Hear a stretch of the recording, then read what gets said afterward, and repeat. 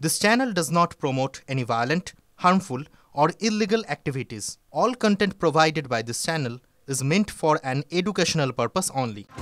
আগের তুলনায় ট্রেনের ক্ষেত্রে অনেক পরিবর্তন এসেছে। স্বাধীনতার পর থেকে ভারতীয় রেল বদলেছে অনেকটাই। বর্তমানে বেশিরভাগ ট্রেনই বিদ্যুতে চলে।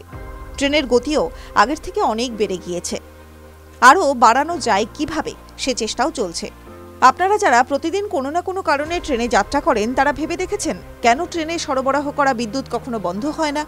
ট্রেন যখন দীর্ঘ রুটে চলে তখন ইঞ্জিন কোথা থেকে শক্তি পায়? রেল সূত্রে জানা যায় যেসব ট্রেন বিদ্যুতের চলে সেগুলির জন্য 25,000 ভোল্টেজের প্রয়োজন হয়।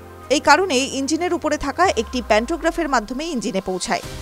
প্যান্টোগ্রাফটি ট্রেনের উপরে লাগানো তারের সঙ্গে ঘষে চলে। এই তারের মাধ্যমে ট্রেনে বিদ্যুৎ পৌঁছায়। বৈদ্যুতিক ট্রেনে দুই ধরনের প্যান্টোগ্রাফ ব্যবহার করা হয়। সাধারণত ট্রেনে উচ্চ গতির প্যান্টোগ্রাফ ব্যবহার করা হয়। ওভারহেড তার থেকে প্যান্টোগ্রাফের মাধ্যমে বিদ্যুৎ সরবরাহ করা হয়।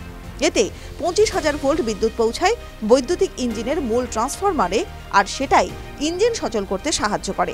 যখন একটি ট্রেন একটি রেলওয়ে ট্র্যাকের মধ্যে দিয়ে যায় তখন এটিতে ভার বাড়ে, ফলে ধাতব ট্র্যাকের সঙ্গে যুক্ত স্প্রিংটি সংকুচিত হয়।